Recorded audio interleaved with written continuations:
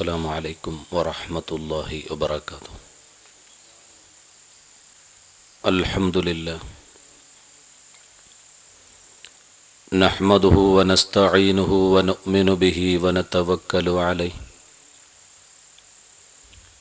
ونعوذ بالله من شرور أنفسنا ومن سيئات أعمالنا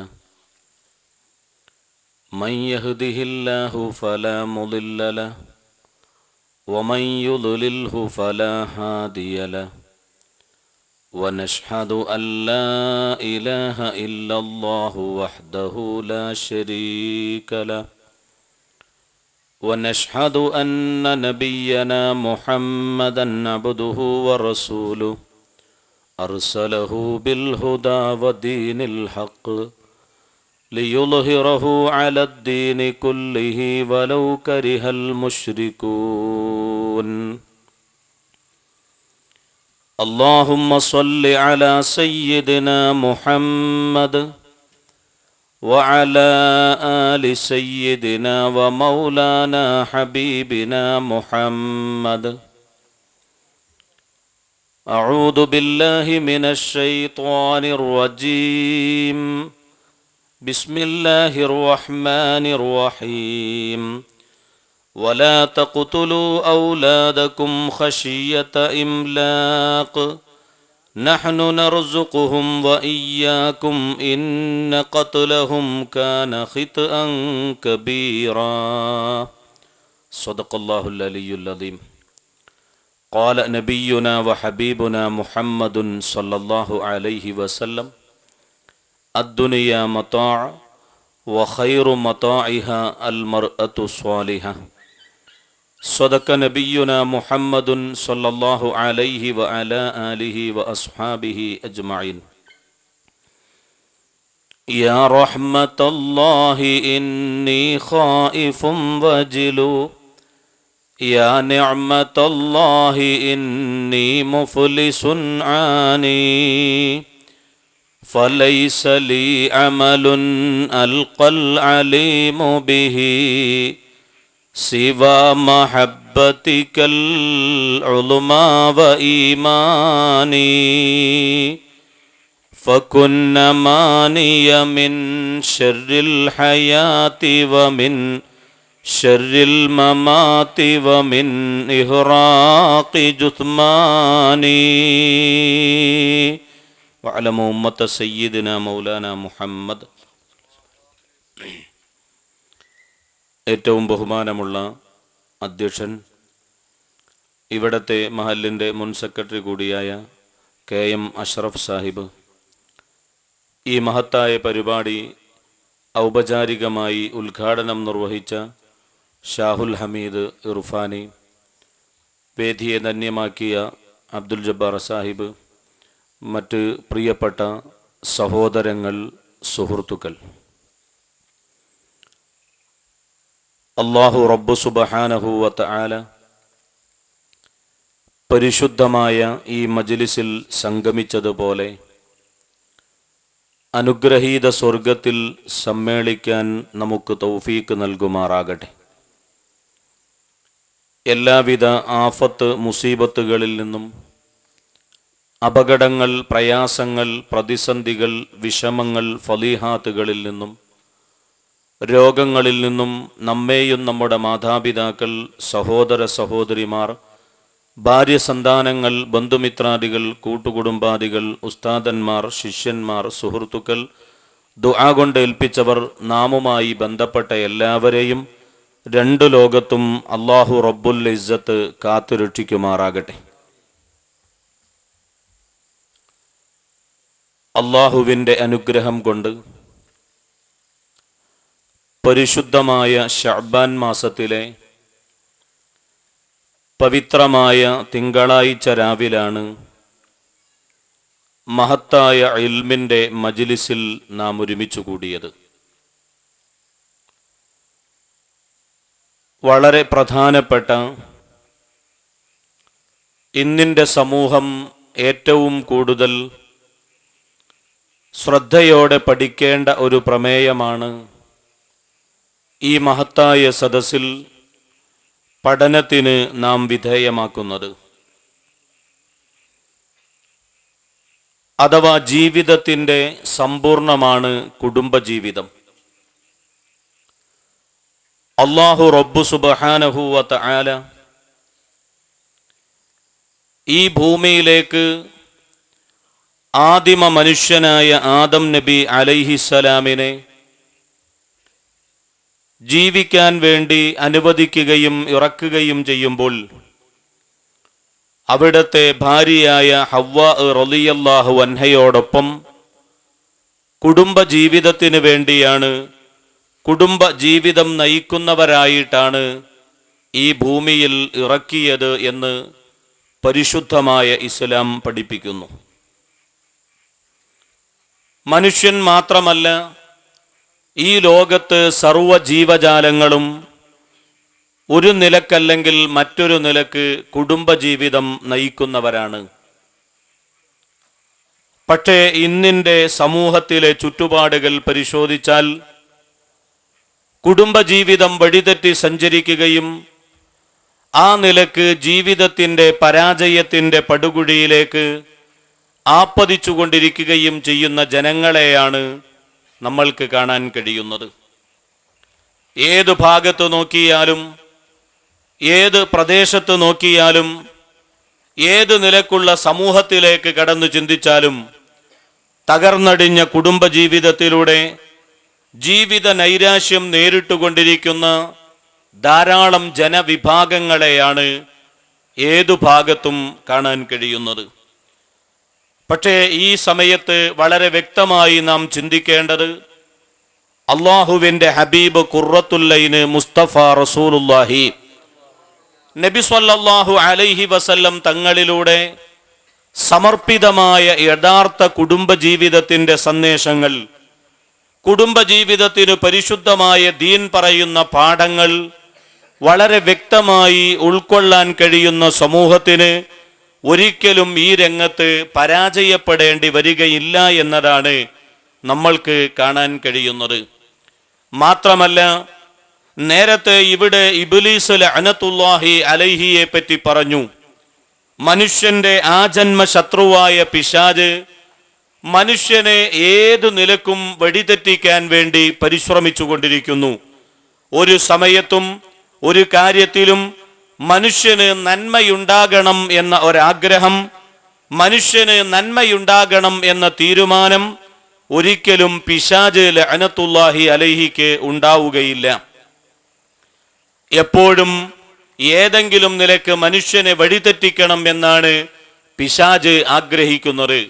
എങ്കിൽ എൻ്റെ പ്രിയപ്പെട്ട മുഅ്മിനീങ്ങളോട്, പ്രത്യേകിച്ച് എൻ്റെ പ്രിയപ്പെട്ട ചെറുപ്പക്കാരോടും ചെറുപ്പക്കാരികളോടും ഞാൻ ഓർമ്മപ്പെടുത്തുന്നത്, ഈ വിഷയത്തിൽ അള്ളാഹുവിൻ്റെ ഹബീബ് നബി സ്വല്ലല്ലാഹു അലൈഹി വസല്ലം തങ്ങളുടെ ഏറ്റവും പ്രധാനപ്പെട്ട മാതൃകകൾ, നിർദ്ദേശങ്ങൾ, താക്കീതുകൾ വളരെ വ്യക്തമായി നാം മുഖവിലക്കെടുക്കേണ്ടതുണ്ട്.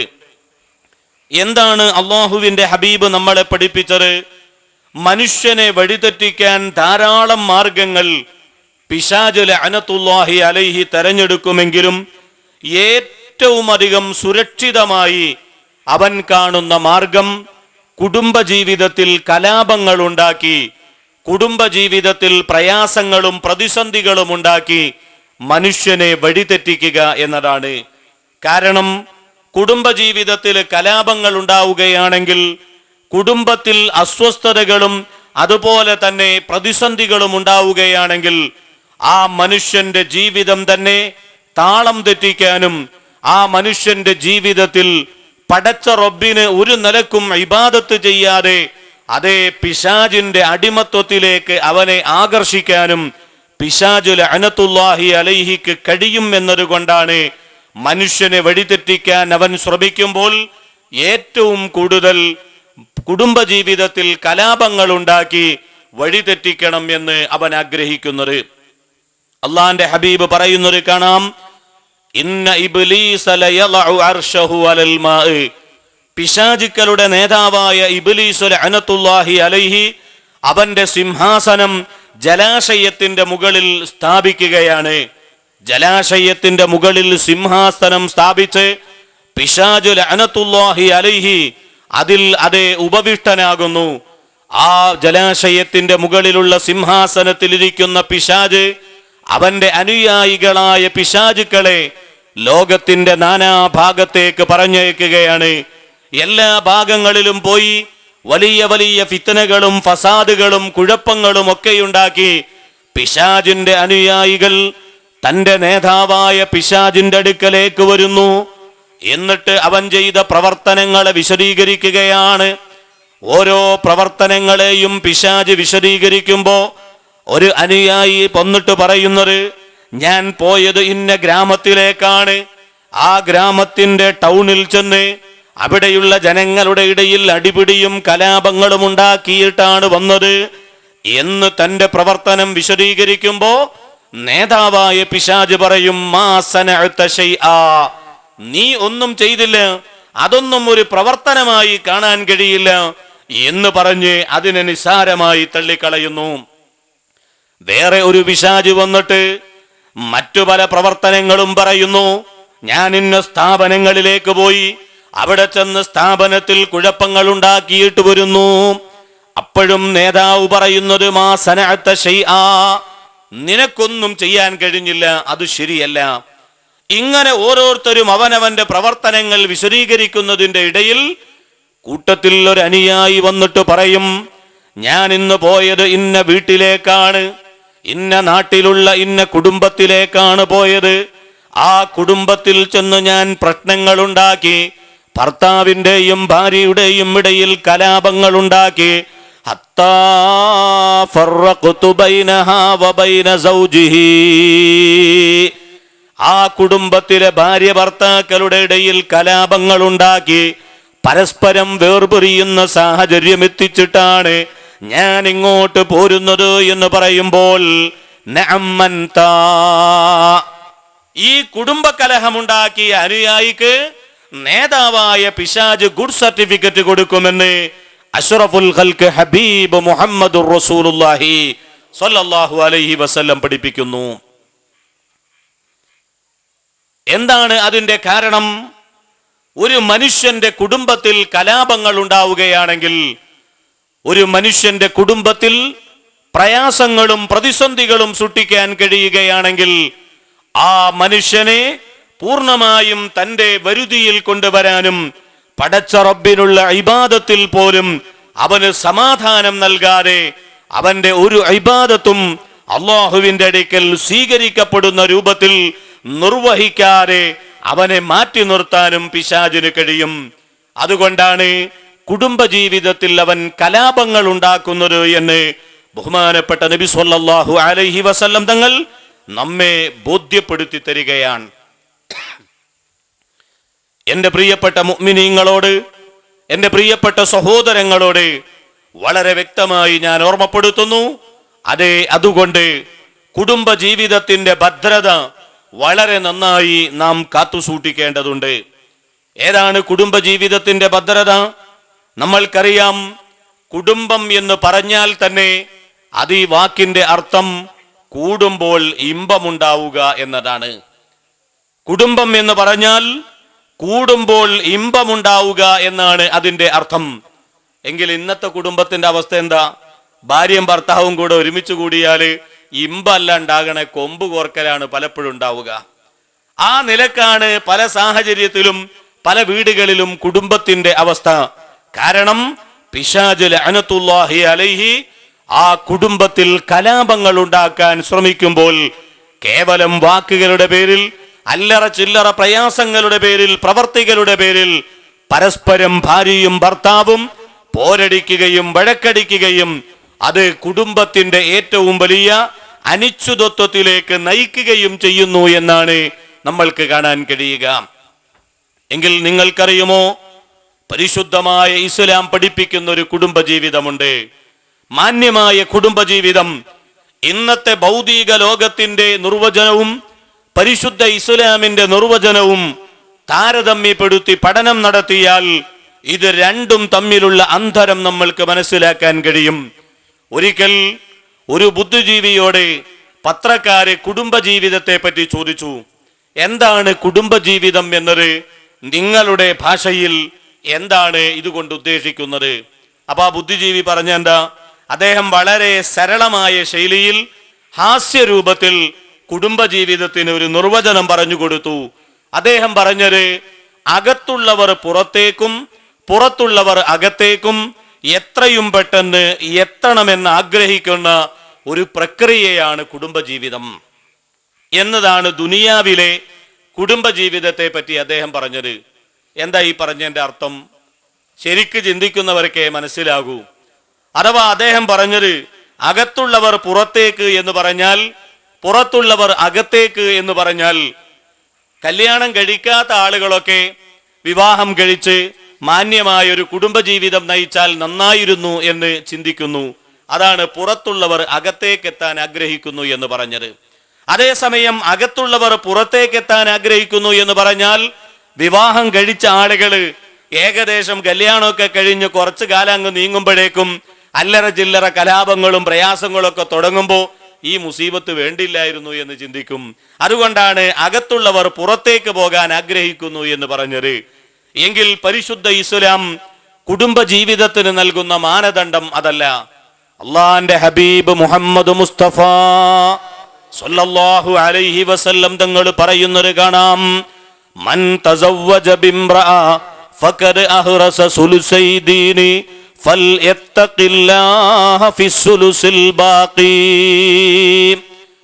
വിവാഹത്തിന് ഇസ്ലാം നൽകുന്ന മാനദണ്ഡം താൽക്കാലികമായ ലൈംഗിക താൽപര്യം നിർവഹിക്കാനുള്ള ഒരു പ്രവർത്തനമല്ല. തന്റെ ശരീരത്തിന്റെ താൽപര്യം നിർവഹിക്കാനുള്ള, ലൈംഗികമായ താൽപര്യം നിറവേറാനുള്ള ഒരു പ്രവർത്തനമായി മാത്രം കുടുംബജീവിതത്തെ ഇസ്ലാം പരിചയപ്പെടുത്തുന്നില്ല. മൻ തസവ്വജ ബിംറഅ ഫഖദ് അഹ്റസ സുലുസൈ ദീനി ഫൽയത്തഖില്ലാഹ ഫിസ്സുലുസിൽ ബാഖി. ആരെങ്കിലും വിവാഹിതനായാൽ, ആരെങ്കിലും കുടുംബജീവിതത്തിലേക്ക് പ്രവേശിച്ചാൽ, അതേ അവൻ പരിശുദ്ധമായ ദീനിന്റെ 2/3 ഭാഗം സംരക്ഷിച്ചിരിക്കുന്നു.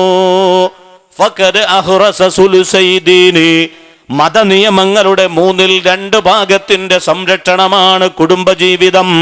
ഫൽയത്തഖില്ലാഹ ഫിസ്സുലുസിൽ ബാഖി, ബാക്കിയുള്ള ഒരു ഭാഗത്ത് അവൻ അല്ലാഹുവിനെ സൂക്ഷിച്ചു കൊള്ളട്ടെ, അല്ലാഹുവിന്റെ കൽപ്പനകൾ അനുസരിച്ചു കൊള്ളട്ടെ.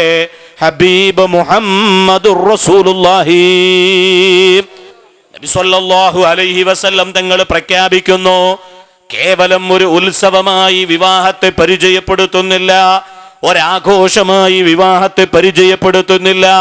ഭൗതിക ലോകത്തിന്റെ താൽപര്യങ്ങൾ നിറവേറാനുള്ള കേവലം ചെറിയ ഒരു വിഷയമായി ഇസ്ലാം കുടുംബജീവിതത്തെ പരിചയപ്പെടുത്തുന്നില്ല. ഫൽയത്തഖില്ലാഹ ഫിസ്സുലുസിൽ ബാഖി. വിവാഹത്തോടുകൂടെ മതധർമ്മങ്ങളുടെ 2/3 ഭാഗം സംരക്ഷിക്കപ്പെട്ടിരിക്കുകയാണ്. ഇനിയൊരു ഭാഗത്ത് അവൻ അല്ലാഹുവിനെ സൂക്ഷിക്കട്ടെ.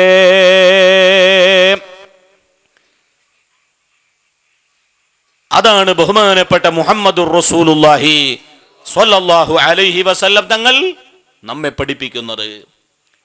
പ്രിയപ്പെട്ടവരെ, നാം വളരെ കറക്റ്റായി ചിന്തിക്കണം. പക്ഷേ ഇന്നിന്റെ സാഹചര്യങ്ങളിലേക്ക് കടന്നാൽ, ഇന്നിന്റെ സമൂഹത്തിന്റെ ചുറ്റുപാടുകളിലേക്ക് കടന്നാൽ, ഈ രൂപത്തിലുള്ള വിവാഹവും കുടുംബജീവിതവുമാണോ നടക്കുന്നത്? അതല്ല, മതത്തിന്റെ നിയമങ്ങൾ കാറ്റിൽ പറത്തി കാലഘട്ടത്തിന്റെ ചവറ്റുകൊട്ടയിലേക്ക് മതസന്ദേശങ്ങളെ വലിച്ചെറിഞ്ഞുകൊണ്ട് ഈ ദുനിയാവിന്റെ താൽപര്യങ്ങൾ മുൻനിർത്തി നടക്കുന്ന വലിയ മാമാങ്കങ്ങളും ആഘോഷങ്ങളുമായി വിവാഹങ്ങളും കുടുംബജീവിതങ്ങളും മാറുന്നുണ്ടോ എന്ന് നാം ആലോചിക്കേണ്ടതാണ്. വളരെ അധികം ചിന്തിച്ചുകൊണ്ട് നമ്മുടെ കുടുംബജീവിതത്തെ, നമ്മുടെ വിവാഹ വേളകളെ പരിശുദ്ധ ഇസ്ലാമിന്റെ ആശയങ്ങളിലേക്ക്, പരിശുദ്ധ ഇസ്ലാമിന്റെ മാർഗദർശനങ്ങളിലേക്ക് അതേ നാം എത്തിക്കേണ്ടതാണ് എന്ന് ഈ സമയത്ത് ഓർമ്മപ്പെടുത്താൻ ആഗ്രഹിക്കുകയാണ്. എന്താണ് ഇന്ന് കുടുംബജീവിതങ്ങൾ പരാജയപ്പെടാനുള്ള കാരണം? നിങ്ങൾ നോക്ക്, ഇപ്പോ ഓരോ വർഷത്തെയും കണക്കെടുത്ത് പരിശോധിച്ചാൽ ഞെട്ടിക്കുന്ന സംഭവങ്ങളാണ് നമ്മൾക്ക് കാണാൻ കഴിയുക. കഴിഞ്ഞ വർഷം 18 കുടുംബ ആത്മഹത്യകൾ നടന്നപ്പോൾ അതിൽ 16 ഈ സമുദായത്തിലുള്ള ജനവിഭാഗങ്ങളുടേതാണ്. കുടുംബ ആത്മഹത്യകൾ പെരുകിക്കൊണ്ടിരിക്കുകയാണ്. സുബ്ഹാനല്ലാഹ്, എന്താ കാരണം? കുടുംബം യോജിച്ചു മുന്നോട്ട് പോകാൻ കഴിയാതെ വരുമ്പോൾ, ഭാര്യ ഭർത്തൃബന്ധം യോജിച്ചു മുന്നോട്ട് പോകാൻ കഴിയാതെ വരുമ്പോൾ, അല്ലെങ്കിൽ ഭാര്യയും ഭർത്താവും യോജിച്ചാലും സാമ്പത്തികമായ ബാധ്യത കടന്നു പിടികൂടുമ്പോൾ ഒരേ സമയത്ത് കുടുംബം ഒന്നായി ആത്മഹത്യ ചെയ്യുന്ന പ്രവണത അത് വർദ്ധിച്ചു വന്നുകൊണ്ടിരിക്കുന്നു. ഇന്ന് മലയാളിയെ സംബന്ധിച്ചിടത്തോളം കൊലയാളികൾ എന്നാണ് പുറമെയുള്ള ആളുകൾ വിലയിരുത്തുന്നത്. കാരണം എന്താ? മലയാളി വലിയ അഭിമാനമുള്ള ആളാണ്. അവൻ ചിന്തിക്കുന്നു, ഞാനിങ്ങനെ ഈ ദുനിയാവിൽ ആൾക്കാരുടെ മുന്നിൽ മാനക്കേടാകാൻ പറ്റാത്തത് കൊണ്ട് ഞാൻ ജീവിതത്തിൽ നിന്ന് ഏതായാലും ഒളിച്ചോടാൻ തീരുമാനിച്ചു. അങ്ങനെ ഞാൻ ആത്മഹത്യ ചെയ്യുമ്പോൾ ഞാനിങ്ങനെ പരലോകത്ത് ചെന്ന് വളരെ സന്തോഷകരമായി ജീവിതം നയിക്കുമ്പോൾ എൻ്റെ മക്കള് ഇവിടെ ഇട്ടേച്ചു പോയാൽ അവരിങ്ങനെ ഭിക്ഷപാത്രവുമായി റോഡിലൂടെ ഇറങ്ങിയിട്ട് ഭിക്ഷ യാചിക്കുന്നത് സ്വർഗത്തിലിരിക്കുന്ന എനിക്കൊരു മാനക്കേടായിരിക്കും.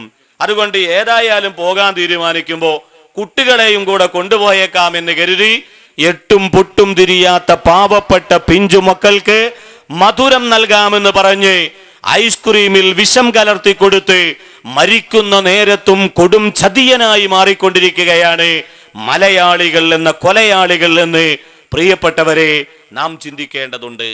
എത്രയധികം മഹാകട്ടമാണ് മരിക്കാൻ പോകുന്ന നേരത്തും ഏറ്റവും വലിയ കൊലയാളികളായി അതേ ഇന്നിന്റെ സമൂഹം മാറിക്കൊണ്ടിരിക്കുന്നു. നിങ്ങൾക്കറിയുമോ ഇസ്ലാമിന്റെ നിയമം? മഹാനായ ഇമാം ബുഖാരി റളിയല്ലാഹു അൻഹു അദ്ദേഹം അതാ ഒരു മനുഷ്യനെ പറ്റി അറിയുന്നു, വലിയ ഒരു മഹാവ്യക്തിത്വമാണെന്ന് മനസ്സിലാക്കി അദ്ദേഹത്തെ സന്ദർശിക്കാൻ വേണ്ടി ഇമാം ബുഖാരി റളിയല്ലാഹു അൻഹു ചെല്ലുകയാ. വളരെ അധികം അതേ ദൂരം സഞ്ചരിച്ച് വളരെ ബുദ്ധിമുട്ടുകൾ സഹിച്ചുകൊണ്ടാണ് ഇദ്ദേഹത്തെ കാണാൻ വേണ്ടി ഇമാം ബുഖാരി റളിയല്ലാഹു അൻഹു ചെല്ലുന്നത്. അവിടെ ചെല്ലുന്ന സമയത്ത് കാണുന്ന കാഴ്ച, ഒരു കൊട്ട അദ്ദേഹം ഇങ്ങനെ ചിരിച്ചു പിടിച്ചിട്ട് ദൂരെ നിൽക്കുന്ന ആടിൻ കൂട്ടങ്ങളെ മാടി വിളിക്കുകയാണ്. ഒരു കൊട്ട ചിരിച്ചു പിടിച്ചിട്ട് ദൂരെ നിൽക്കുന്ന ആട്ടിൻ കൂട്ടങ്ങളെ വിളിക്കുന്നു. ഈ ചിരിച്ചു പിടിച്ച കൊട്ടയിൽ തങ്ങൾക്ക് കഴിക്കാനുള്ള പച്ചിലകൾ ഉണ്ടാകുമെന്ന് കരുതി ആട്ടിൻകൂട്ടങ്ങൾ ഓടി വരുന്നു. പക്ഷേ ഇദ്ദേഹത്തിന്റെ കയ്യിലുള്ള കുട്ടയിൽ ഒന്നുമില്ല. ആട്ടിൻകൂട്ടം തന്റെ അടുക്കലേക്ക് ഓടി വരാൻ വേണ്ടി അദ്ദേഹം കാണിച്ച താൽക്കാലികമായ ഒരു ചെപ്പടി വിദ്യയാണ്. ഒരു കൊട്ട ചിരിച്ചു വിളിച്ചിട്ട് ആടിനെ വിളിക്കുന്നു. മിണ്ടാപ്രാണികളായ ആടുകൾ തങ്ങൾക്ക് ഭക്ഷിക്കാനുള്ള പച്ചിലകൾ കൊട്ടയിലുണ്ട് എന്ന് കരുതി ഓടി വരികയാ. ഇത് കണ്ട മഹാനായ ഇമാം ബുഖാരി റളിയല്ലാഹു അൻഹു, ഇങ്ങനെയുള്ള ആളാണോ ഞാൻ അന്വേഷിച്ചു വന്ന വ്യക്തി? എന്നാൽ എനിക്ക് അദ്ദേഹത്തെ കാണണ്ട, അദ്ദേഹത്തിൽ നിന്നൊരു ഹദീസും എനിക്ക് സ്വീകരിക്കണ്ട. പാവപ്പെട്ട മിണ്ടാപ്രാണികളെ വഞ്ചിക്കുന്ന മനുഷ്യനെ, അയാളെ എനിക്ക് വിശ്വാസമില്ല എന്ന് പറഞ്ഞ മഹാനായ ഇമാം ബുഖാരി റളിയല്ലാഹു അൻഹു കഷ്ടപ്പെട്ട് യാത്ര ചെയ്തെത്തിയിട്ട് മടങ്ങിപ്പോയ സംഭവം മഹാന്മാരായ പണ്ഡിതന്മാർ ഉദ്ധരിക്കുന്നുണ്ട്. പക്ഷേ ഇന്ന് നമ്മുടെ നാടുകളിൽ നടന്നുകൊണ്ടിരിക്കുന്നതോ, അതേ മരിക്കാൻ പോകുന്ന സമയത്ത് പോലും എട്ടും പൊട്ടും തിരിയാത്ത പാവപ്പെട്ട പിഞ്ചുമക്കൾക്ക് ഏറ്റവും ഇഷ്ടപ്പെട്ട മധുര പലഹാരം എന്ന നിലയ്ക്ക് ഐസ്ക്രീം വാങ്ങിക്കൊടുക്കുകയാണ്. തൻ്റെ പ്രിയപ്പെട്ട ബാപ്പ, തൻ്റെ പ്രിയപ്പെട്ട ഉമ്മ, തൻ്റെ പ്രിയപ്പെട്ട ജ്യേഷ്ഠൻ തനിക്ക് സൽക്കരിക്കുകയാണെന്ന് കരുതിയിട്ട് പാവപ്പെട്ട പിഞ്ചുമക്കൾ അത് കഴിക്കുന്നു. വിഷം കലർത്തിയിട്ട് ഐസ്ക്രീം കൊടുത്ത് പാവപ്പെട്ട പിഞ്ചു കുഞ്ഞുങ്ങളെപ്പോലും കൊലപ്പെടുത്തുന്ന ഏറ്റവും വലിയ ചതിയന്മാരായി മാറിക്കൊണ്ടിരിക്കുന്നു. നഊദു ബില്ലാഹ്, അല്ലാഹു കാത്തുരക്ഷിക്കുമാറാകട്ടെ. ഇരിക്കട്ടെ മുഅ്മിനീങ്ങളെ, ഞാൻ ഓർമ്മപ്പെടുത്തിയത് എന്തുകൊണ്ടാണ് കുടുംബജീവിതം തകർന്ന് തരിപ്പണമാകുന്നത്? പരിശുദ്ധ ഇസ്ലാമിന്റെ മാനദണ്ഡങ്ങൾ പാലിക്കുന്നില്ല. മാതൃകാപരമായൊരു കുടുംബജീവിതം എങ്ങനെ നയിക്കാം? മാതൃകാപരമായൊരു കുടുംബജീവിതം എങ്ങനെ അത് നിർമ്മിച്ചെടുക്കാം എന്നതിന് ബഹുമാനപ്പെട്ട അഷ്റഫുൽ ഖൽഖ് ഹബീബ് മുഹമ്മദുർ റസൂലുള്ളാഹി നബി സ്വല്ലല്ലാഹു അലൈഹി വസല്ലം തങ്ങൾ വളരെ വ്യക്തമായ മാർഗനിർദ്ദേശങ്ങൾ നൽകുന്നുണ്ട്. പക്ഷേ അള്ളാഹുവിന്റെ ഹബീബ് പഠിപ്പിച്ച മാർഗനിർദ്ദേശങ്ങളിൽ നിന്ന് വളരെ ബഹുദൂരം വ്യതിചലിച്ച് ഇന്നിന്റെ സമുദായം സഞ്ചരിക്കുമ്പോൾ ഏറ്റവും വലിയ പ്രതിസന്ധിയിലേക്ക് ആണ്ടുപോയിക്കൊണ്ടിരിക്കുകയാണ്. ഇസ്ലാം പറയുന്ന മാനദണ്ഡം ഒന്ന് വേറെ, ഇന്ന് ലോകത്തെ വിവാഹത്തിന് മനുഷ്യൻ കാണുന്ന മാനദണ്ഡം ഒന്ന് വേറെ. രണ്ടും രണ്ടാണ്. മാതൃകാപരമായ കുടുംബജീവിതത്തിന് അള്ളാഹുവിന്റെ ഹബീബ് പഠിപ്പിച്ചതെന്താ?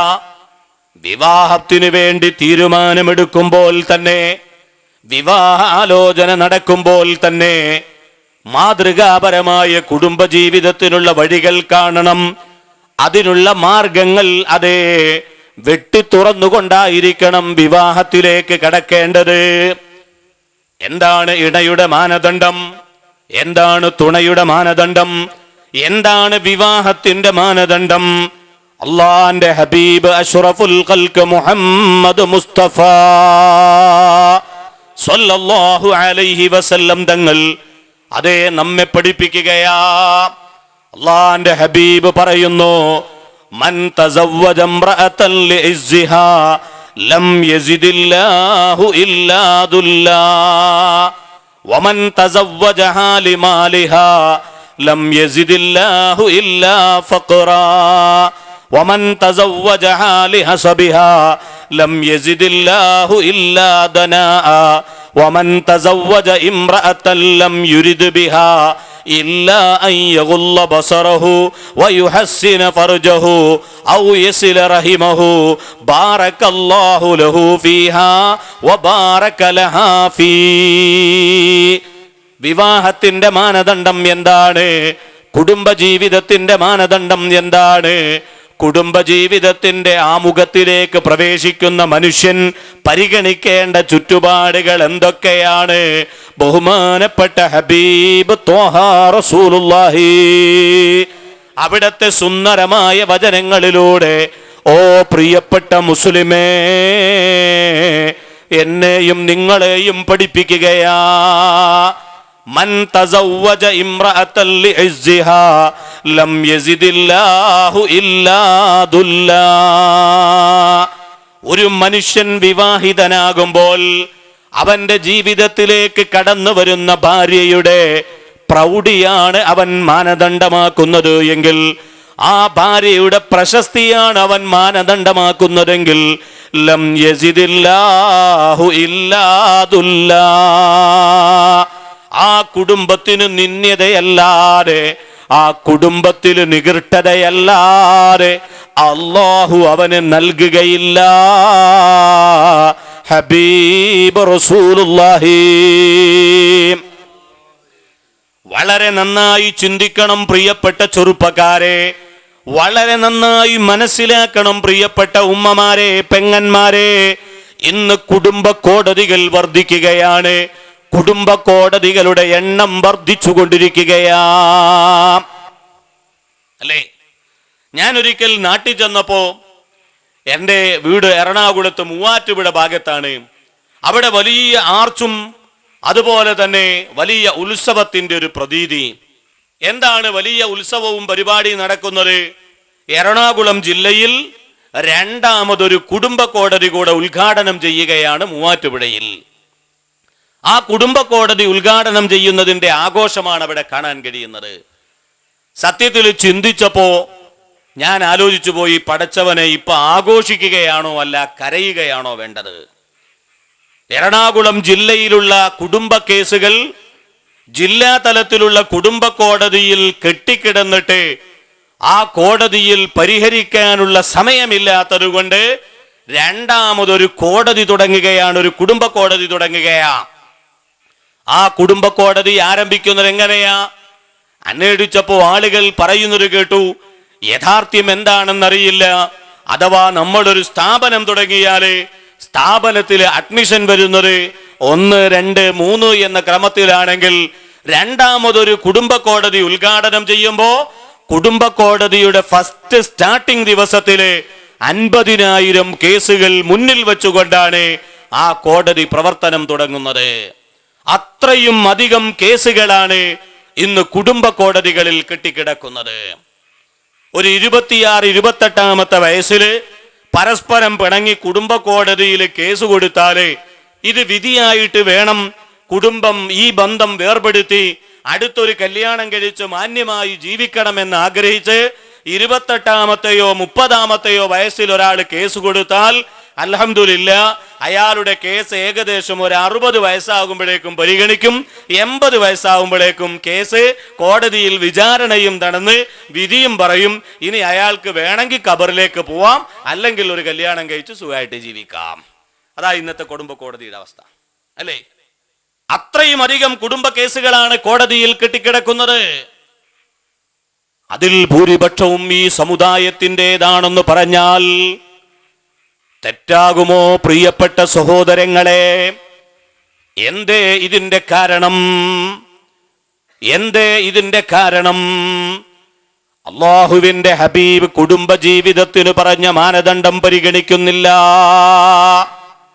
വലിയ രാഷ്ട്രീയ നേതാവിന്റെ മകളാണ്, അല്ലെങ്കിൽ എൻ്റെ മകളുടെ ഭർത്താവായി വരുന്നൊരു വലിയ രാഷ്ട്രീയ പ്രവർത്തകനാണ്, അല്ലെങ്കിൽ വലിയ സിനിമാ നടനാണ്, ബോളിവുഡിലെ താരമാണ്, നാട്ടിലെ അറിയപ്പെട്ടതായ ആളാണ്, വ്യക്തിയാണ് എന്നിങ്ങനെ പ്രൗഢിയും പ്രശസ്തിയും മാത്രം മാനദണ്ഡമാക്കി ആരെങ്കിലും വിവാഹത്തിന് സമ്മതം മൂളിയാൽ, ആരെങ്കിലും വിവാഹം തീരുമാനിച്ചാൽ ലം യസിദില്ലാഹു ഇല്ലാ ദുല്ലാ, ആ കുടുംബം അത് തകരുകയല്ലാതെ വളരുകയില്ല. നിങ്ങൾ നോക്ക്, ബോളിവുഡിലെ താരങ്ങളുടെ കല്യാണം കണ്ടില്ലേ? അതെ, എൻ്റെ കയ്യിൽ തന്നെ പേപ്പർ കണ്ടിട്ടുണ്ട്. ബോളിവുഡിലെ പ്രഗത്ഭരായ താരങ്ങൾ അവർ കല്യാണം കഴിക്കുകയാണ്, താരജോഡികൾ. എങ്ങനെയാണ് അവരുടെ വിവാഹം നടക്കുന്നത്? ഈ ഭൂമിയിൽ എവിടെയും സ്ഥലമില്ലാത്തത് കൊണ്ടാകാം, ലോകത്തെ ജനകോടികൾക്ക് നേരിട്ട് കാണാൻ കഴിയുന്ന രൂപത്തിൽ ആകാശഗംഗയിൽ അന്തരീക്ഷത്തിൽ പാറിപ്പറന്നാണ് അവർ വിവാഹം നടത്തിയത്. 55 വർഷം നിന്നില്ല, 55 മാസം നിന്നില്ല, 55 ആഴ്ചയും നിന്നില്ല, 55 ദിവസവും നിന്നില്ല. 55 മണിക്കൂർ കഴിയുമ്പോൾ ലോകത്തെ ജനകോടികളെ സാക്ഷിയാക്കി വിവാഹം നടത്തിയ താരജോഡികൾ അതാ വേർപിരിയാൻ തീരുമാനിക്കുന്നു. ഇതാണ് ഇന്നത്തെ കല്യാണങ്ങൾ. ഇസ്സത്തിന് വേണ്ടി, അഭിമാനത്തിന് വേണ്ടി നടക്കുന്ന കല്യാണങ്ങൾ അല്ലാഹുവിന്റെ ഹബീബ് പഠിപ്പിക്കുന്നു നിലനിൽക്കുകയില്ല. വമൻ തസവ്വജഹാ ലിമാലിഹാ ലം യസിദില്ലാഹു ഇല്ലാ ഫഖറാ. ഭാര്യ പിതാവിന്റെ അടുക്കൽ നിന്ന് എണ്ണിക്കിട്ടുന്ന ലക്ഷങ്ങൾ മാനദണ്ഡമാക്കി കല്യാണം കഴിക്കുന്നവരെ, സ്ത്രീധനം എന്ന സമൂഹത്തിനെ കാർന്നു തിന്നുന്ന ഏറ്റവും വലിയ ഈ ക്യാൻസർ, അതിനെ മാനദണ്ഡമാക്കി കല്യാണം കഴിക്കുന്നവരെ ലം യസിദില്ലാഹു ഇല്ലാ ഫഖറാ, ആ കുടുംബത്തിലെ ദാരിദ്ര്യമല്ലാതെ അല്ലാഹു നൽകുകയില്ല. ഹബീബ് മുഹമ്മദുർ റസൂലുള്ളാഹി. ഓ പ്രിയപ്പെട്ട സഹോദരന്മാരെ, പ്രിയപ്പെട്ട ചെറുപ്പക്കാരെ, ചിന്തിക്കണം. പാവപ്പെട്ട പെൺകുട്ടികൾ കണ്ണീര് കുടിക്കുന്നു. എത്രയെത്ര രക്ഷിതാക്കൾ യാചകന്മാരായി മാറുന്നു. എത്രയെത്ര ആളുകൾ അതേ തന്റെ പ്രിയപ്പെട്ട പൊന്നുമോല് വളർന്നു വരുന്നത് കണ്ട് നെഞ്ചുടിപ്പോടെ നെഞ്ചിൽ തീക്കട്ടയുമായി ജീവിക്കുന്നു. തന്റെ പ്രിയപ്പെട്ട പൊന്നുമകളുടെ വിവാഹ പ്രായമെത്തുമ്പോ അടുത്തുള്ള പള്ളിയിൽ ചെന്നിട്ടൊരു ലെറ്റർ പേഡില് അംഗീകാര പത്രവും വാങ്ങി അതേ ജനങ്ങളുടെ ഇടയിലേക്ക് ഇറങ്ങുകയാണ്. പൊന്നുമോളെ വിവാഹം കഴിക്കാൻ വേണ്ടി യാചിച്ചു കൊണ്ടിരിക്കുന്നു. ഒരിക്കലും ഇസ്ലാം അതിന് അനുവാദം നൽകുന്നില്ല. ഒരിക്കലും ഇങ്ങനെയുള്ള തെറ്റായ രൂപത്തിൽ അതേ സമൂഹത്തിന്റെ കുടുംബജീവിതത്തെ തന്നെ തകർക്കുന്ന രൂപത്തിലുള്ള ഈ സ്ത്രീധന സമ്പ്രദായം അതിനു മതം അനുവാദം നൽകുന്നില്ല. സ്ത്രീ അവളുടെ സമ്പത്ത് ഭർത്താവിന് സംഭാവനയായി നൽകുന്നത് അത് ഹറാമാണെന്നോ തെറ്റാണെന്നോ അല്ല ഈ പറഞ്ഞതിന്റെ അർത്ഥം. അതേസമയം മൻ തസവ്വജ ലിമാലിഹാ, തന്റെ ജീവിതത്തിലേക്ക് കടന്നു വരുന്ന ഭാര്യ അവളുടെ സമ്പത്ത് മാത്രം പ്രതീക്ഷിച്ചുകൊണ്ട് വിവാഹത്തിനൊരുങ്ങിയോ ലം യസിദില്ലാഹു ഇല്ലാ ഫഖറാ, ദാരിദ്ര്യമല്ലാതെ അല്ലാഹു തആല ആ കുടുംബത്തിന് പകരം നൽകുകയില്ല. എത്ര ആളുകൾ സുബ്ഹാനല്ലാഹ്, പ്രിയപ്പെട്ടവരെ നാം ആലോചിക്കണം. തന്റെ പ്രിയപ്പെട്ട പൊന്നുമകളെ അതേ മകളുടെ ശരീരം മുഴുവൻ സ്വർണം കൊണ്ട് പൊതിഞ്ഞ് അതുപോലെ സഞ്ചരിക്കാനുള്ള ഏറ്റവും നല്ല കാറും കൊടുത്ത് വിവാഹം കഴിച്ച മുതലാളിമാർ അവസാനം കുടുംബത്തിലെ സാമ്പത്തിക ബാധ്യതയുടെ പേരിൽ മകളും മരുമകനും കൂടെ ആത്മഹത്യ ചെയ്യുന്ന ഏറ്റവും വലിയ ദുരനുഭവത്തിലേക്ക് എത്തിപ്പെടുന്ന സമ്പന്നന്മാരുടെ കാഴ്ചയാണ് നമ്മൾക്ക് കാണാൻ കഴിയുന്നത്. ദൂർത്തടിച്ചുകൊണ്ട് ജീവിക്കുന്ന ജീവിതം, അതിനുവേണ്ടി ഒഴുക്കുന്ന പണം അവസാനം ഏറ്റവും വലിയ വിനയായി മാറുന്നതാണ് ഇന്നത്തെ സമൂഹത്തിൽ നമ്മൾക്ക് കാണാൻ കഴിയുക.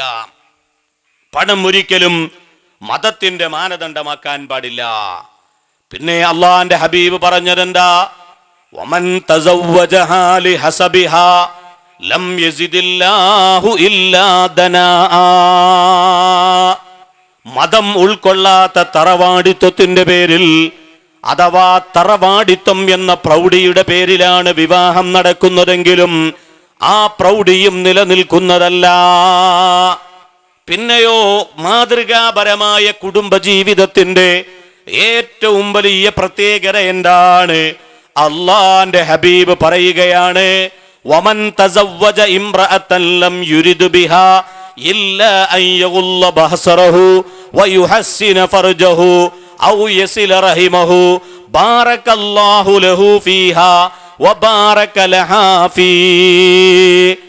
ഈ മനുഷ്യൻ വിവാഹത്തിലേക്ക് പ്രവേശിക്കുമ്പോൾ, കുടുംബജീവിതത്തിലേക്ക് കടക്കുമ്പോൾ പടച്ചവനെ, മനുഷ്യൻ എന്ന നിലക്ക് വിചാരങ്ങളുള്ളവനാണ് ഞാന്, വികാരമുള്ളവനാണ് ഞാന്. എന്റെ വികാരം ഹറാമായ മാർഗത്തിലൂടെ ശമിപ്പിച്ചാൽ നാളെ പടച്ച റബ്ബിന്റെ കോടതിയിൽ എനിക്ക് രക്ഷയില്ല. അള്ളാഹു അനുവദിച്ചു തന്ന വിവാഹത്തിലൂടെ എന്റെ വികാരങ്ങൾ ശമിപ്പിക്കാനുള്ള മാർഗം കാണട്ടെ. എന്റെ കണ്ണുകൾ ഹറാമായതിൽ ഉടക്കിപ്പോകാതെ, അന്യ സ്ത്രീയിൽ ഉടക്കിപ്പോകാതെ, അല്ലെങ്കിൽ എന്റെ കണ്ണുകൾ അന്യ പുരുഷനിൽ ഉടക്കി തട്ടി വീണു പോകാതെ ഞാൻ എൻ്റെ ജീവിതത്തിന്റെ പരിശുദ്ധിയെ കാത്തു സൂക്ഷിക്കട്ടെ എന്ന നിലക്കാണോ വിവാഹത്തെ കാണുന്നത്? ബാറകല്ലാഹു ലഹു ഫീഹാ വബാറക ലഹാ ഫീ. ആ ഭർത്താവിന് ഭാര്യയിലും ആ ഭാര്യക്ക് ഭർത്താവിലും അല്ലാഹു തആല വലിയ ബറക്കത്ത് ചെയ്യുന്നതാണ്. ആ കുടുംബ ജീവിതത്തിൽ സന്തോഷത്തിന്റെ അശ്രുഗണങ്ങൾ ഉണ്ടാകുന്നതാണ്. ആ കുടുംബ ജീവിതത്തിൽ ആനന്ദം നിലനിൽക്കുന്നതാണ്. അല്ലാഹുവിന്റെ ഹബീബ് മുത്തു റസൂലുള്ളാഹി ബഹുമാനപ്പെട്ട നബി സല്ലല്ലാഹു അലൈഹി വസല്ലം പഠിപ്പിക്കുന്നു. അപ്പോ പണം എന്നുള്ളത് വിവാഹത്തിന്റെ മാനദണ്ഡം അല്ല. പ്രൗഢിയും പ്രശസ്തിയും അംഗീകാരവും എന്നുള്ളത് അത് കുടുംബജീവിതത്തിന്റെ മാനദണ്ഡം അല്ല, മതമാണ് യഥാർത്ഥത്തിൽ മാതൃകാപരമായ കുടുംബജീവിതത്തിന്റെ, സന്തോഷകരമായ കുടുംബജീവിതത്തിന്റെ മാനദണ്ഡം. പ്രിയപ്പെട്ടവരെ, നിങ്ങൾ ആലോചിച്ചു നോക്കൂ. പട്ടിൽ പൊതിയാൻ ഭാഗത്തിന് പണമുണ്ട്, പക്ഷേ കുടുംബത്തിൽ സമാധാനമില്ല എങ്കിൽ കുടുംബജീവിതത്തിൽ സ്വസ്ഥതയില്ല എങ്കിൽ ആ പണം കൊണ്ട് മനുഷ്യന് വല്ല ഉപകാരവുമുണ്ടോ? ഒരു ദിവസമെങ്കിലും സമാധാനത്തോടെ കിടന്നുറങ്ങാൻ കഴിയുമോ? ഇല്ല. അല്ലാഹു തആല കാത്തുരക്ഷിക്കുമാറാകട്ടെ. അല്ലാഹുവിന്റെ ഹബീബ് ഇത് വാതോരാതെ പ്രസംഗിക്കുക മാത്രമല്ല ചെയ്തത്, മറിച്ച് പ്രാക്ടിക്കൽ തലത്തിൽ അല്ലാഹുവിന്റെ ഹബീബ് അത് കാണിച്ചു തന്നു. കാരണം മുത്തു റസൂലുള്ളാഹി നബി സല്ലല്ലാഹു അലൈഹി വസല്ലം തങ്ങളുടെ പൊന്നുമകൾ ബീവി ഫാത്തിമത്തു സുഹ്റ, ഫാത്തിമ ബീവി റളിയല്ലാഹു അൻഹയെ അല്ലാഹുവിന്റെ ഹബീബ് ആർക്കാ വിവാഹം ചെയ്തു കൊടുത്തത്? നബി സല്ലല്ലാഹു അലൈഹി വസല്ലമയുടെ അതേ സഹാബത്തിൽ വലിയ വലിയ രാജകുമാരന്മാരുണ്ട്. അല്ലാഹുവിന്റെ ഹബീബിന്റെ സഹാബത്തിൽ വലിയ വലിയ സൗന്ദര്യത്തിലകങ്ങളായ ആളുകളുണ്ട്. അബൂദറുൽ ഗിഫാരി റളിയല്ലാഹു അൻഹുവിനെ പോലുള്ള സുന്ദരന്മാരായ സുമുഖന്മാരായ ആളുകളുണ്ട്. വലിയ രാജകുമാരന്മാരുണ്ട്. പക്ഷേ അല്ലാഹുവിന്റെ ഹബീബ് അവിടുത്തെ പ്രിയപ്പെട്ട പൊന്നുമകള് ബീവി ഫാത്തിമത്തു സുഹ്റ, ഫാത്തിമ ബീവി റളിയല്ലാഹു അൻഹയ്ക്ക് വരനെ തെരഞ്ഞെടുക്കുമ്പോൾ ജൂതന്റെ തോട്ടത്തിലെ നിത്യകൂലി തൊഴിലാളിയായ സയ്യിദുനാ അലി ഇബ്നു അബീ ത്വാലിബ് റളിയല്ലാഹു അൻഹുവിനെയാണ് വരനായി തെരഞ്ഞെടുത്തത്. എന്താ കാരണം? അല്ലാഹുവിന്റെ ദീനിനാണ് പരിഗണന, പടച്ച റബ്ബിന്റെ മതത്തിനാണ് പരിഗണന. ഇസ്ലാമിന്റെ ചരിത്ര പാഠങ്ങളിൽ കാണാം, അലി ഇബ്നു അബീ ത്വാലിബ് റളിയല്ലാഹു അൻഹു അതാ ആദ്യ രാത്രിയിൽ മണിയറയിലേക്ക് കടന്നു ചെല്ലുകയാണ്. കുടുംബജീവിതത്തിന്റെ പ്രാരംഭഘട്ടമായ സ്വപ്ന സാക്ഷാത്കാരത്തിന്റെ ദിനമായ മണിയറയിലേക്ക് കടന്നു ചെല്ലുമ്പോൾ ആ മണിയറയിൽ പൊട്ടിച്ചിരിയുടെ വളകിലുക്കങ്ങൾ കാതോർത്തുകൊണ്ട് കടന്നു ചെന്ന അലി ഇബ്നു അബീ ത്വാലിബ് കാണുന്നത് മണിയറയുടെ ഒരറ്റത്തിരുന്ന് പൊട്ടിക്കരയുന്ന ഫാത്തിമത്തു സുഹ്റ റളിയല്ലാഹു അൻഹയാണ്. മഹാനായ അലി ഇബ്നു അബീ ത്വാലിബ് റളിയല്ലാഹു അൻഹു അതാ ഫാത്തിമ ബീവി കരയുന്നത് കണ്ടു ഞെട്ടിപ്പോയി. അലി ഇബ്നു അബീ ത്വാലിബ് ചോദിക്കുന്നു, ഫാത്തിമ, എന്തിനാണ് നീ കരയുന്നത്? ആനന്ദത്തിന്റെ ആന്തോളനങ്ങൾ അലതല്ലേണ്ട രാത്രിയല്ലേ, പവിത്രമായ മണിയടയുടെ രാത്രിയല്ലേ, നീ എന്തിന് കരയണം ഫാത്തിമ? എന്തു പ്രശ്നങ്ങളുണ്ടെങ്കിലും നിനക്കെന്നോട് പറയാം. നിന്റെ അതേ പിതാവിനോട്, നിന്റെ പ്രിയപ്പെട്ട ഉപ്പയോട് വിഷയം അവതരിപ്പിച്ച് പരിഹാരം കാണുന്നതിന് ഞാൻ തയ്യാറാണ്. നീ എന്തിന് കരയണം ഫാത്തിമ?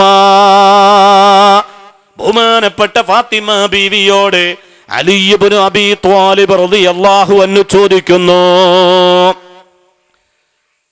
കാരണം അലി റളിയല്ലാഹു അൻഹു ചിന്തിച്ചു പോയത്, നാട്ടിലെ സുന്ദരന്മാരും സുമുഖന്മാരും പണക്കാരുമായ രാജകുമാരന്മാരെ ഭർത്താവായി ലഭിക്കുമായിരുന്നിട്ടും ജൂതന്റെ തോട്ടത്തിലെ നിത്യകൂലി തൊഴിലാളിയായ തന്നെ അതാ ഭർത്താവായി ലഭിച്ചത് കൊണ്ടാണോ ഫാത്തിമത്തുൽ ബത്തൂൽ കരയുന്നത്? ചിന്തിച്ചുപോയ അലി ഇബ്നു അബീ ത്വാലിബ് പറയുന്നു, ഫാത്തിമ, നീ എന്തിന് കരയണം? എന്താണ് നിന്റെ പ്രശ്നം? എന്താണെങ്കിലും നിന്റെ ഉപ്പയോട് വിഷയം അവതരിപ്പിച്ച് പരിഹാരം കാണാൻ തയ്യാറാണ്. ഇത് പറയുമ്പോൾ ഫാത്തിമ ബീവി പറയുന്നു, അതേ, ചിന്തിക്കണം പ്രിയപ്പെട്ട ചെറുപ്പക്കാരെ, ആലോചിക്കണം പ്രിയപ്പെട്ട പെങ്ങളെ. കുടുംബജീവിതത്തിന്റെ മാസ്മരീകതയുടെ മധുരസുധനം ആസ്വദിക്കുമ്പോഴും ഈ ദുനിയാവിലെ ജീവിതത്തിനപ്പുറം പാരത്രിക ലോകത്തൊരു ജീവിതമുണ്ടെന്ന ചിന്തയാ. ഫാത്തിമ ബീവി പറയുകയാണ്, അലിയേ, ഇന്നെന്റെ ജീവിതത്തിലെ ആദ്യ രാത്രിയാണല്ലോ.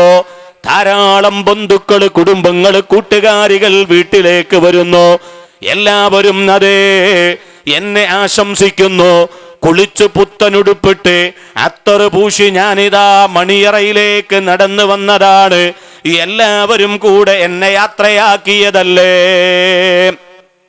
പക്ഷേ ആനന്ദത്തിന്റെ, ആമോദത്തിന്റെ, ആവേശത്തിന്റെ, സന്തോഷത്തിന്റെ ഈ ആദ്യ രാത്രിയിൽ ഞാൻ കരയാൻ കാരണം എന്തെന്നറിയുമോ?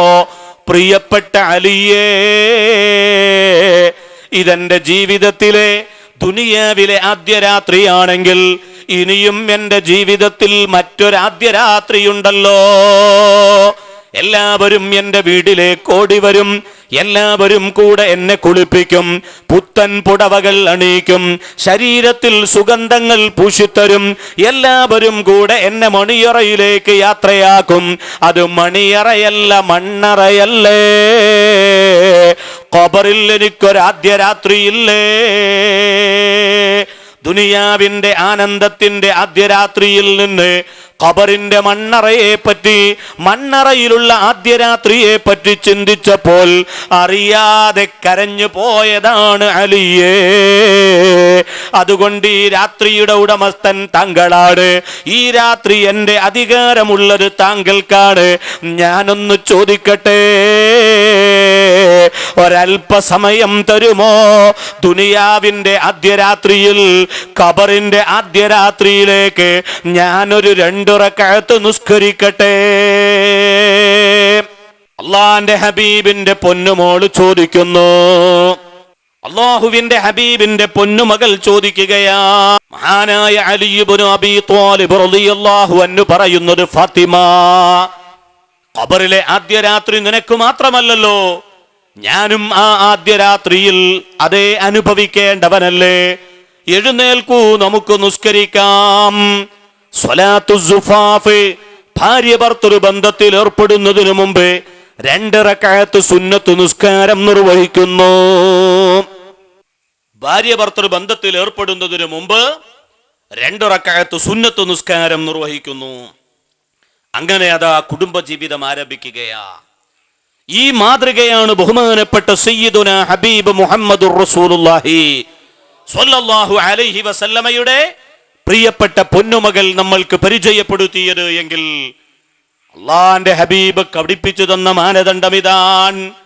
എങ്കിൽ ഞാൻ ചോദിക്കട്ടെ, ഇന്ന് കല്യാണം നടക്കുന്നത് എങ്ങനെയാണോ? ഈ ഒരു മാനദണ്ഡം പരിഗണിച്ചാണോ? അതല്ല, വിവാഹത്തെ പറ്റി ആലോചിക്കുമ്പോൾ ദീനിന്റെ ചൈതന്യമുള്ള ഇണയെ തെരഞ്ഞെടുത്ത്, തുണയെ തെരഞ്ഞെടുത്ത് നിന്റെ ജീവിതത്തിന് വിജയം കണ്ടോ എന്ന് അള്ളാന്റെ ഹബീബിന്റെ കൽപ്പനയ്ക്ക് വല്ല പരിഗണനയും കൊടുക്കാറുണ്ടോ? സുബ്ഹാനല്ലാഹ്, പറയാതിരിക്കുകയാണ് ഭേദം.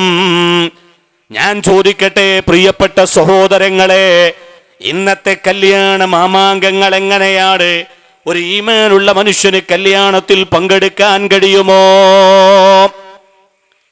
കല്യാണം തീരുമാനിക്കുമ്പോ, പടച്ചവനെ, എൻ്റെ മഹല്ലത്തിൽ ഒരു ഖതീബുണ്ട്, ഒരു ദീനറിയുന്നൊരു പണ്ഡിതനുണ്ട്, ആ പണ്ഡിതനെ അവിടെ നിയോഗിച്ചത് ഈ മഹല്ലത്തുകാരായ ആളുകൾക്ക് ദീനിയായ വിഷയങ്ങൾ വരുമ്പോൾ അദ്ദേഹത്തെ സമീപിച്ച് അതിന്റെ മതമാനദണ്ഡങ്ങൾ എന്തൊക്കെയാണെന്ന് പഠിക്കാൻ വേണ്ടിയാണ് എന്ന ചിന്തയോടെ കുടുംബജീവിതത്തിലേക്ക് പ്രവേശിക്കാൻ ഒരുങ്ങുന്ന ചെറുപ്പക്കാരെ 1/2 മണിക്കൂറെങ്കിലും തൻ്റെ കുടുംബജീവിതത്തെ പറ്റി പഠിക്കാൻ അവർ തയ്യാറുണ്ടോ? വിവാഹത്തിലേക്ക് പ്രവേശിക്കാൻ തയ്യാറെടുക്കുന്ന പെങ്ങന്മാരെ, കുടുംബജീവിതത്തിന്റെ മതചിട്ടയെ പറ്റി ചിന്തിക്കാൻ നിനക്ക് സമയമുണ്ടോ? ഇല്ല. കല്യാണം നിശ്ചയം തന്നെ ഒരു ഉത്സവമാണെന്ന്, അത് കഴിഞ്ഞാൽ 3 മാസം നീണ്ടു നിൽക്കുന്ന കാലാവധിയില് പിന്നെ ചിന്ത എന്താണ്? പന്തലിന്റെ സ്ക്വയർ ഫീറ്റ് എത്രയാകണം, അറുക്കേണ്ട പോത്തിന്റെ എണ്ണം എത്രയാകണം, വിളമ്പേണ്ടതായ ഉൽപ്പന്നങ്ങൾ, വിളമ്പേണ്ട വിഭവങ്ങൾ എന്തൊക്കെയാകണം, അതിനെപ്പറ്റി ചിന്തിച്ചിട്ട് വേറെ മതത്തെ പറ്റി ആലോചിക്കാൻ സമയമില്ല.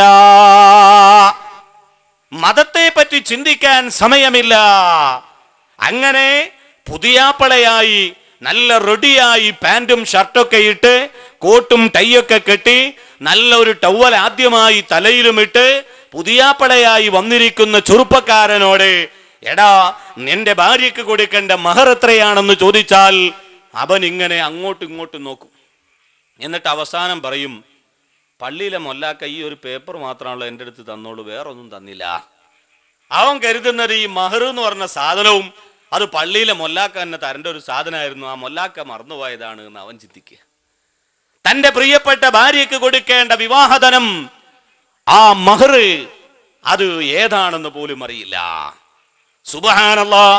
ഞാൻ ഒരിക്കൽ ഒരു കല്യാണത്തിന് കൂടി അങ്ങനെ നോക്കുമ്പോ ഉസ്താദ് ചോദിച്ചു, മഹർ എവിടെയാണ്, എത്രയാണ്? പുതിയാപ്പളെ എത്ര ആലോചിച്ചിട്ടും പിടുത്തം കിട്ടുന്നില്ല. പിന്നെ പുതിയാപ്പളനെ കൈപിടിച്ചുകൊണ്ടുവന്ന ഒരു അളിയാക്കുണ്ട്. അളിയനോട് ചോദിച്ചു, എന്താണ് ഈ കുന്തെന്ന്. അപ്പൊ അളിയനും ആലോചിച്ചിട്ട് ഒരു പിടുത്തമില്ല. ഒരു നിലക്കും മഹറിനെ പറ്റി പിടുത്തല്ലാതെ ആയപ്പോ വേഗം അളിയൻ നല്ലൊരു ഐഡിയ എടുത്തു. വേഗം തന്നെ വീട്ടിലേക്ക് വിളിച്ചു വെച്ചു, ബാപ്പക്ക് എന്താണ് മഹർ, അത് എവിടെയാണ്? ഉസ്താദ് മഹർ ചോദിക്കണ്ട്. അപ്പൊ അവിടെ നിന്ന് പറഞ്ഞു കൊടുത്ത, എടാ നിന്റെ ഈ തന്ന ആ സ്വർണ്ണമാലില്ലേ, അതാണ്. അപ്പൊ അവൻ പറഞ്ഞു, ഇതാണോ ഈ കുന്തന്തേ എന്റെ പോക്കറ്റിൽ കിടക്കണം. ഇങ്ങനെയാണ് ഇന്ന് മഹറിന്റെ അവസ്ഥ. മതത്തിന്റെ ദീനീയായ ചുറ്റുപാടുകൾ അത്ര പോലും പരിഗണിക്കുന്നില്ല. എന്തിനധികം പരിശുദ്ധ ദീനീയായ നിലയ്ക്കൊരു വിവാഹം നടക്കണമെന്ന ചിന്ത പോലും ഇല്ല. ഞാൻ ചോദിക്കട്ടെ, അള്ളാഹുവിന്റെ റഹ്മത്തിന്റെ മലക്കുകളെ മാറ്റി നിർത്തുന്ന വിവാഹ പന്തലുകളും റഹ്മത്തിന്റെ മലക്കുകളെ മാറ്റി നിർത്തി നടക്കുന്ന വിവാഹ മാമാങ്കങ്ങളുമല്ലേ ഇന്ന് ഭൂരിപക്ഷവും നമ്മൾക്ക് കാണാൻ കഴിയുന്നത്? വളരെ ഗൗരവമായി പ്രിയപ്പെട്ട മുസ്ലിമേ നാം ചിന്തിക്കണം. കാരണം ഇപ്പോ പഴയതുപോലെയല്ല. കല്യാണങ്ങൾ അധികവും നടക്കുന്നത് ഓഡിറ്റോറിയങ്ങളിലാണ്. ഇനി ഓഡിറ്റോറിയം ഇല്ലെങ്കിൽ കല്യാണം നടത്താൻ വീട്ടിൽ ഒരു പ്രത്യേക സ്റ്റേജ് തയ്യാർ ചെയ്യുകയാണ്.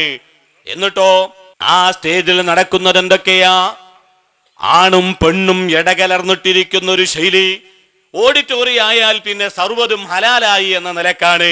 വീട്ടിലെ കല്യാണങ്ങളൊക്കെ ആണെങ്കിൽ ചിലപ്പോൾ ഇങ്ങനെ മറയും, ഒരു മറ എന്ന പേരിലുള്ളതെങ്കിലും ഉണ്ടാകും. ഓഡിറ്റോറിയത്തിൽ അതുമില്ല. ആണും പെണ്ണും ഇടകലർന്നിരിക്കുന്ന വിവാഹ സദസ്സുകൾ, അള്ളാഹുവിന്റെ റഹ്മത്തിന്റെ മലക്കുകൾക്ക് പ്രവേശനമില്ല.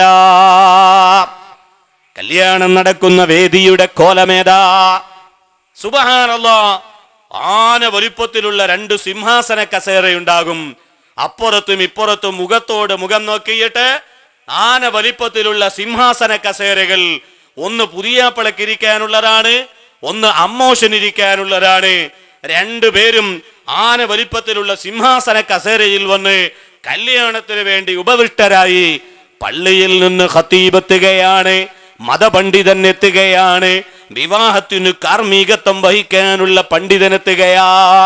ഉസ്താദിനുള്ള കസേര ഏതാണ്? അപ്പൊ ഉസ്താദ് കയറി വരുമ്പോ 4 ഭാഗത്തേക്ക് നോക്കും. അവിടുന്ന് ഇവിടുന്ന് കൈനീട്ടി ഉസ്താദിനൊരു കാലുടിയൻ കസേരയും. അതാണ് ഉസ്താദിന് ഇവിടെ ഇട്ടുകൊടുക്കുക. വൽ ആലിമു യുഹ്ഖർ. പണ്ഡിതനെ നിന്ദിക്കപ്പെടുന്നത് ഖിയാമത്ത് നാളിന്റെ അടയാളമാണ്. അള്ളാന്റെ റഹ്മത്തിന്റെ മലക്കിന് പ്രവേശനം ഇല്ല. അതല്ലേ ഇന്ന് കാണാൻ കഴിയുന്നത്? അതല്ലേ ഇന്നത്തെ കല്യാണ സദസ്സുകൾ? സുബ്ഹാനല്ലാഹ്. വീഡിയോ ഇപ്പൊ ഇവിടെ പിടിച്ചുകൊണ്ടിരിക്കുന്നു. കത്തി പോലെയാണത്. കത്തി അത് പച്ചക്കറി അരിയുകയാണെങ്കിൽ ആ കത്തി കൊണ്ട് യാതൊരു ദോഷവുമില്ല, പച്ചക്കറി മുറിക്കാം. അന്യന്റെ നെഞ്ചത്ത് കുത്തിയിറക്കുകയാണെങ്കിൽ ആ കത്തി കൊണ്ട് ചെയ്യുന്ന പ്രവർത്തനം തെറ്റാൻ. അതുപോലെ വീഡിയോ, ഇതുപോലെയുള്ള കാര്യങ്ങൾ മതത്തിന്റെ നിയമത്തിനനുസൃതമായി പരിശുദ്ധ ഇസ്ലാമിന്റെ പ്രചരണ പ്രവർത്തനങ്ങൾക്കൊക്കെയാണോ എങ്കിൽ അത് അനുവദിക്കാം.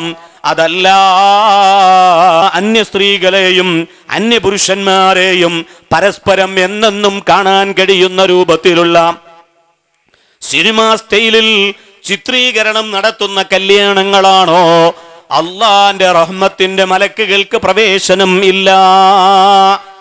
പാട്ടും കൂത്തും ആട്ടവും ചാട്ടവുമായിട്ട്, ഒച്ചയും ശബ്ദവും വെടിനാദവുമായിട്ട് പടച്ച റബ്ബിന്റെ റഹ്മത്തിന്റെ മലക്ക് ഏതെങ്കിലും ഒരു മൂലയിലുണ്ടെങ്കിൽ അതിനെയും കൂടെ മാറ്റി നിർത്തിയിട്ട് കല്യാണം നടത്തൂ എന്ന നിർബന്ധ ബുദ്ധിയാണ് ഇന്നത്തെ സമൂഹത്തിനുള്ളത്.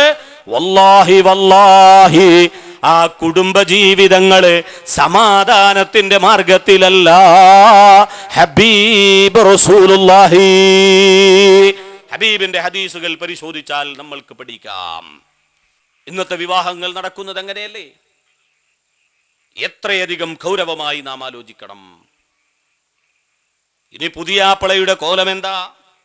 ഞാൻ ഒരിക്കൽ ഒരു കല്യാണത്തിന് കൂടി, സുബ്ഹാനല്ലാഹ്, കല്യാണത്തിന് ചെന്ന് നോക്കുമ്പോ ഒരു പൂവൻകോഴിയായിട്ട് അപ്പുറത്തും ഇപ്പുറത്തും ഓരോരുത്തർ നിൽക്കുന്നുണ്ട്.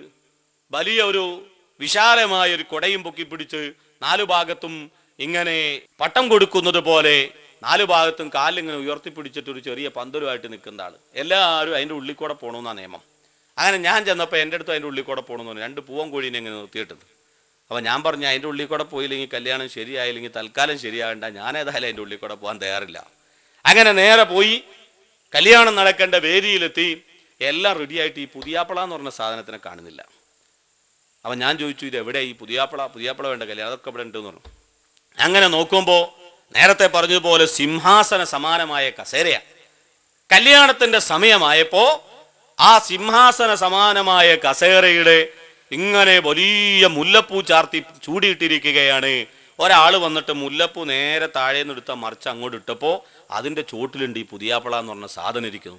എപ്പോഴാണ് ഇതിൻ്റെ ഉള്ളിക്കുന്ന് ഇതിനെ പ്രതിഷ്ഠിച്ചതെന്ന് പോലും ഞാൻ കണ്ടില്ല. ആ രൂപത്തിലാണ് പുതിയാപ്പള. ആ ഒരു മുല്ലപ്പൂവിന് മാത്രം എത്രയോ പണം ചെലവഴിക്കേണ്ടി വരും. ഇങ്ങനെ ആർഭാടങ്ങളുടെ കല്യാണങ്ങൾ, ദുരന്തങ്ങൾ സമ്മാനിക്കുന്ന കല്യാണങ്ങൾ ഈ ദുനിയാവിലെ ജീവിതത്തിലും നാളെ പാരത്രിക ലോകത്തെ ജീവിതത്തിലും ഏറ്റവും വലിയ പരാജയത്തിന്റെ പടുകുഴിയിലേക്ക് മാടി വിളിക്കുന്ന കല്യാണ സദസ്സുകൾ, വിവാഹ മാമാങ്കങ്ങൾ. അതല്ലേ പ്രിയപ്പെട്ടവരെ നമ്മൾക്ക് കാണാൻ കഴിയുന്നത്.